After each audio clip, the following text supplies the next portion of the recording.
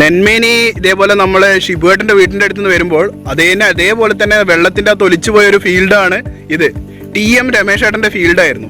ഈ ഫീൽഡിനെ പറ്റി പറയാ അഭി, എന്താണ് അവസ്ഥ? ഇത് പറഞ്ഞാല് വെള്ളത്തിൽ മുങ്ങിയിട്ട് ഞാൻ നെല്ലേ കാണാത്ത അവസ്ഥയിലായിരുന്നു. അതിനുശേഷമാണ് മൂപ്പർക്ക് ഒരു ഗ്രോത്ത് വേണമെന്ന് പറഞ്ഞിട്ട് എന്നെ സമീപിക്കുകയും അതിന് ഞാൻ റെക്കമെൻഡ് ചെയ്തതാണ്. സൗശക്തിയും വാമും റെക്കമെൻഡ് ചെയ്തിട്ട് അവര് 4 ഏക്കർക്ക് എറിഞ്ഞതാണ്. ഇപ്പോഴത്തെ റിസൾട്ട് നമുക്ക് നല്ല ചെനപ്പില് നല്ല ഗ്രീനിഷ് കളറിൽ വന്നിട്ടുണ്ട്. ഇപ്പൊ കതിര് ചാടി തുടങ്ങി. ഓക്കെ, ഇതിനകത്ത് മിനിമം നമുക്ക് ടില്ലറിങ് നോക്കിക്കഴിഞ്ഞാൽ ഏകദേശം ഒരു 20-25 മേലെ വന്നിട്ടുണ്ട് അല്ലേ ഓരോന്നിന്റെ അകത്തും?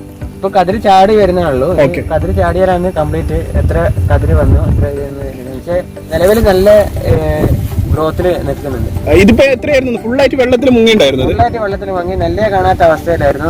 4 ഏക്കർ. ആ ഒരു പഴയ പിക്ചർ ഞങ്ങൾ ഇതിന്റെ കൂടെ ആഡ് ചെയ്യുന്നുണ്ട്, കാണാൻ നിങ്ങൾക്ക് മേലെയായിട്ട്. ഇത് ഫുള്ളായിട്ട് നമ്മൾ കൊടുത്തു കഴിഞ്ഞു. ഇപ്പൊ ഏകദേശം കതിര് നിരന്നു കഴിഞ്ഞു. ഇനിയിപ്പോ എത്ര ദിവസം കൊണ്ട് നമുക്ക് ഇത് കൊയ്യാൻ പറ്റും? ഒരു മാസം കൊണ്ട് നമുക്ക് കൊയ്യാനാവും. ഓക്കെ, നമുക്ക് അതിന്റെ വെയിറ്റ് വെച്ചിട്ട് നമുക്ക് പിന്നെ നോക്കാം ബാക്കിയുള്ള കാര്യം.